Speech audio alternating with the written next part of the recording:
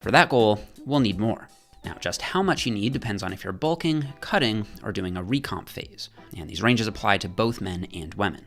If you're bulking, your body is well fed, meaning it's much less likely to break down muscle tissue as a fuel source. There are plenty of carbs and fats to burn first. For this reason, you generally need less protein when bulking. Here, the best research recommends 1.6 to 2.2 grams per kilo, or 0.7 to 1 gram per pound per day. And here we can see the trusty old 1 gram per pound rule holding up pretty well as a high-end figure. So if you weigh 180 pounds or 80 kilos, you'd want something between 125 and 180 grams of protein per day when bulking.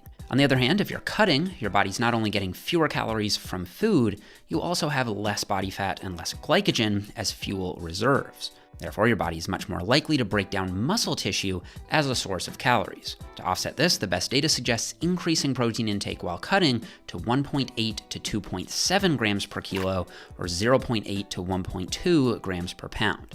And this time, we can see that the classic 1 gram per pound rule sits in the middle of the range. If you're already very lean and training very hard, you'll want to err toward the upper end, but if you have more body fat and are training more recreationally, the lower end will be plenty. Thirdly, when on a recomp phase, you're trying to build muscle and lose fat at the same time while setting your calories around maintenance intake. So I think most people can simply use the same protein figures as when bulking, because at maintenance, you're also at a low risk of muscle loss as long as your training is on point. However, there may be some advantages to going a bit higher on a recomp phase, especially if you're in a slight deficit or are more advanced. In the past, I've used this sliding model as a guide for recomp because it uses lean body mass instead of total body weight, making it more individualized, especially for those who hold more body fat. However, the extra step of subtracting your body fat did confuse some people, so these days I've come up with a simpler solution via researcher Eric Helms. If you're overweight or obese, you can simply aim for 1 gram of protein per centimeter in height.